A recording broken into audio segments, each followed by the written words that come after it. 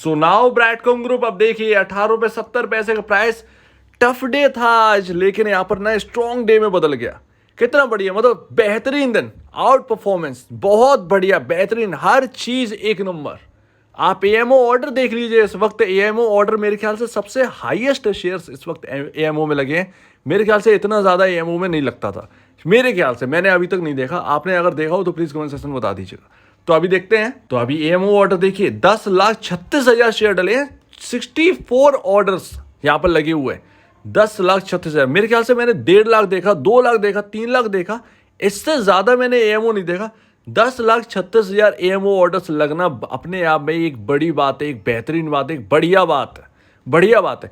Almost कल, यानी कि कल अगर यहां पर जो है ना क्लोजिंग अच्छी खासी हो जाती है और परसों फ्राइडे के दिन हम यहां पर ऑलमोस्ट हम पहुंच रहे होंगे 200 डेमा के पास। तैयार हो जाए, 200 डेमा के पास हम जाने वाले हैं। अच्छा, ओपनिंग टाइम ऐसा लग रहा था कि यहां पर सुबह हम लोगों ने जब बात करी थी, ओपनिंग के समय ऐसा लग रहा था कि लोअर सर्किट के साथ शुरुआत हुई, क्योंकि लोग समझ नहीं पाएंगे वो सीजनल वाली बात। नया इन्वेस्टर सीजनल वाली बात नहीं जानता होगा। एटलीस्ट यहां पर जो है ना ऐसा कुछ नहीं हुआ, चौंकाने वाली बात थी। अपर सर्किट साथ यहाँ पर जो है ना शुरुआत हुई, बहुत बेहतरीन बात। क्लोजिंग ऑलमोस्ट वही हुई। हालांकि गिरावट आई, जो गिरावट आई वो कहीं ना कहीं वो लोग बाहर निकले होंगे जिनको सिर्फ और सिर्फ रिजल्ट दिखाई दिया है, उसके पीछे की बात पता नहीं चली। इसीलिए सुबह मैं तैयारी करके बैठा था। रिजल्ट तो आप बता रहे कि 3 बजे की तरफ आए, मैंने तो गौर भी नहीं किया। मैंने तो 12:30 बजे आपसे कह दिया था, वो 12 बजे के आसपास कह दिया, 12:10 के बाद सो जाओ। इसका पता नहीं कितने बजे आए, सुबह देखें, क्योंकि देखकर फिर करना भी क्या था तुरंत ही, राइट। वो तो सुबह सारी बात हो ही जानी थी अपनी, तो वो सारी बात है। तो अभी वो बढ़िया था, लेकिन 3:30 बजे रिजल्ट आया, बहुत लोग जग रहे थे, बड़ी बात है। तो अभी यहाँ पर ना, यहाँ पर आप देखिए वही लोग बाहर निकल गए। मुझे ऐसा लगता है कि वही लोग बाहर निकले हैं जिन्हें कुछ नहीं पता था। उन्हें सिर्फ रिजल्ट दिखाई दिया, उन्होंने देखा कि क्वार्टर दर क्वार्टर यहाँ पर जो है डाउन आ गई है। वो एक्चुअल में सीजनल इम्पैक्ट था, इतना बड़ा तो एक्सपेक्ट नहीं कर रहे थे, लेकिन हाँ वो चीज़ पड़ गई, सीजनल वाली बात आएगी आखिरकार। ठीक है, वो तो एक्सपेक्टेड था, कंपनी पहले से बता चुकी है। अब जब कंपनी पहले से ही कह चुकी है तो उसमें अपने को क्या करना है, सबसे बड़ी बात ये सीधी सी बात है, अपने को उसमें घुसकर क्या करना है। जब कंपनी का सीजनल है ही ऐसा, तो उनका वो हमेशा रहेगा, तो उसमें अपने को कोई लेना देना नहीं। मार्केट उसको पचा गया, स्टॉक ने उसको एब्जॉर्ब कर लिया, बिल्कुल ठीक, परफेक्ट है। यहाँ पर जो है ना, यहाँ पर क्लोजिंग हुई है स्टॉक की। अब हम लोग 50 डेमा के ऊपर है, बहुत बढ़िया बात, 50 डेमा के ऊपर है, और इससे बढ़िया बात और नहीं हो सकती। और 2-3 दिन का कंसोलिडेशन, उसके बाद जो ऊंचाइयां पकड़ी हैं इस स्टॉक ने, उसके क्या कहने। तो हम 200 डेमा हम टच करेंगे फ्राइडे के दिन। और अभी इंडिकेटर्स देख लेते हैं, तो इंडिकेटर क्या कह रहे हैं। देखिए आरएसआई को सिर्फ देखिए, 70.40 का आरएसआई है, अभी भी काफी दूर है। अभी आपके पास है हाईली ओवरबाउट में 10 पॉइंट का डिफरेंस है, 10 पॉइंट की वैल्यू अभी है 80 के आसपास, 85। और ये ध्यान रखिए, ये काफी लंबे समय बाद, लगभग 6-7 महीने बाद आरएसआई 70 के आसपास टच कर रहा है। 50 से तो ऊपर गया ही नहीं आरएसआई 6 महीने में। अगर आपने देखा होगा, गौर किया होगा, मैंने नहीं देखा 50 के ऊपर आरएसआई जाते हुए। 54-59 गया होगा, इतना हाई आरएसआई नहीं गया है। आरएसआई हाईएस्ट गया है ब्रैडकॉम ग्रुप के अंदर 80 की वैल्यू, 85 की वैल्यू तक, ध्यान रखिए बात। तो अपने आप में रिकॉर्ड है कि 6-7 महीने बाद हमें आरएसआई की वैल्यू इतनी दिख रही है, 70.40, बहुत लंबे समय बाद। हालांकि हम देखिए, हम जा रहे हैं अभी, आरएसआई ओवरबाउट है, ओवरबाउट की ओर हम हैं। 200 डेमा आ ही गया है। मुझे लगता है 200 डेमा पे अगर रुकावट आएगी, वो भी बहुत कम चांसेस है। आरएसआई कहीं ना कहीं इस बार 85 मुझे जाता वो देखेगा, शायद कहीं ना कहीं ऐसा लग रहा है कि 70 चला गया, वो 85 तक जाएगा। ऐसे में क्या होगा, आपका आरएसआई जो है ना वो 85 गया, तो आपका 200 डेमा जो है ना, वो उसके ऊपर हम लोग निकल जाएंगे।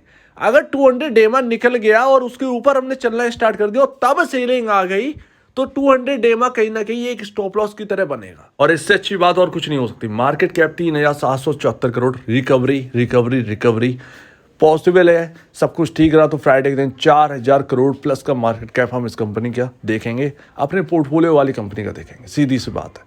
अब लोग कहते हैं कि यार बीसीजी क्या, ब्रैडकॉम ग्रुप, आप सोचो, मैं बहुत सारे शेयर मैंने चेक करे, बहुत सारे शेयर्स जो है ना आजकल तो मैंने देखना ही छोड़ दिया है, लिस्टें उठाने छोड़ दिया। चेक करता था, मिलते ही नहीं थे शेयर्स इस प्राइस रेंज में, इस नेट सेल, इस नेट प्रॉफिट और ये वैल्यूएशन, इतना सस्तापन नहीं मिलता है यार। बहुत सारे आप चेक करोगे आपको नहीं मिलेगा। और एक बात बताऊं रिटेल इन्वेस्टर की, रिटेल इन्वेस्टर के लिए ही मैं यहाँ पर स्टैंड कर रहा हूँ, अदरवाइज सबकी तरह मैं भी शांति हो गया होता। क्योंकि एज अ रिटेल इन्वेस्टर मैं भी बहुत छोटे से स्टार्ट किया हूँ, 2000 रुपये लेके आया था मार्केट के अंदर। मुझे पता है कितनी कठिनाइयाँ होती हैं, और मैं आपको दावे के साथ कह सकता हूँ मार्केट के अंदर जो रिटेल इन्वेस्टर का एक ग्रुप है, उनके पास सिर्फ और सिर्फ 15 से 20 हज़ार रुपये ये निवेश करने के लिए, छोटा रिटेल इन्वेस्टर की मैं बात कर रहा हूँ, तो उनके लिए काफ़ी टफ हो जाती है हर चीज़। मैं खुद से ही जानता हूँ, मैंने एक्सपेरिमेंट किया है, ठीक है ना।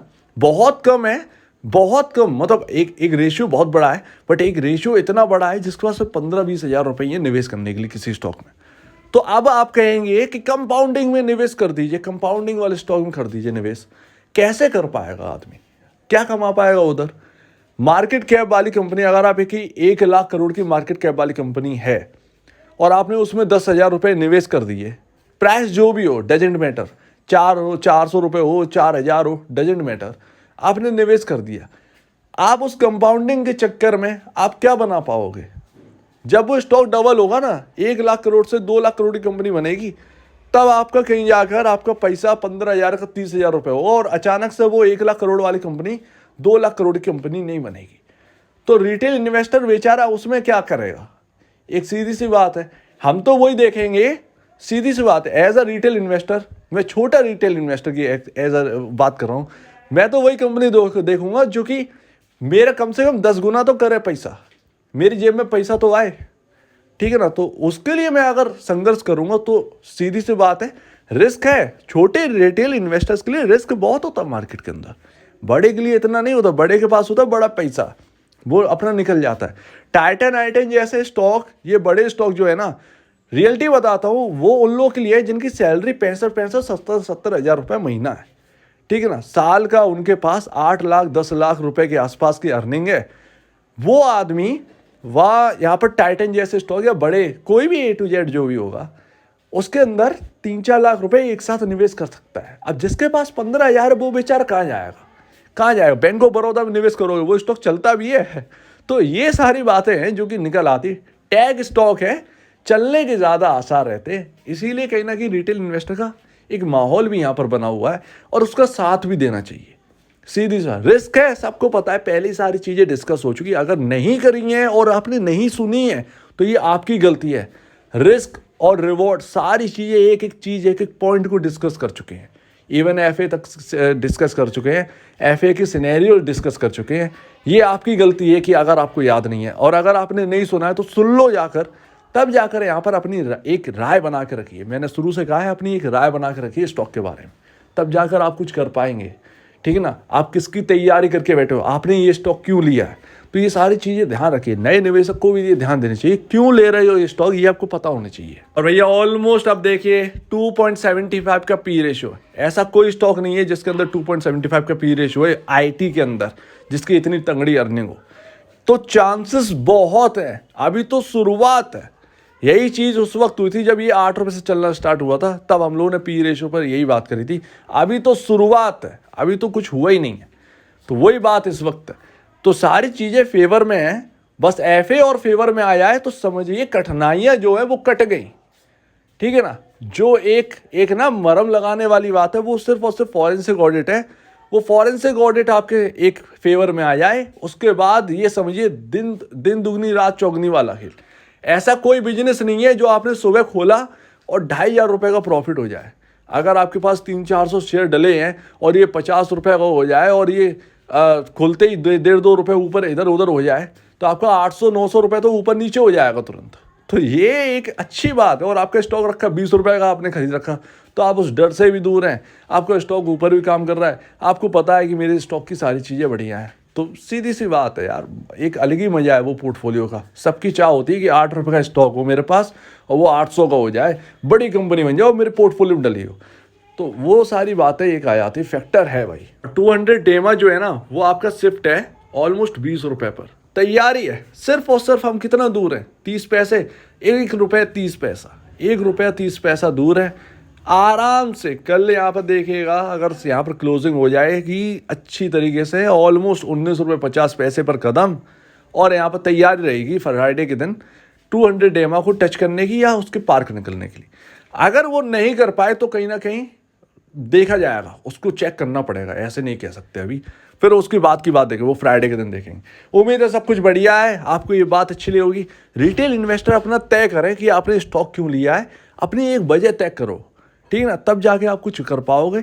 अदरवाइज कुछ नहीं कर पाओगे, आपके हाथ से सारी चीज़ें निकल जाएंगी और मेरे ख्याल से आप ढूंढने के लिए बैठो और आपको कुछ नहीं मिलेगा। मैंने बहुत ढूंढा, इसीलिए मैं आपसे कह भी रहा हूँ आईटी के अंदर।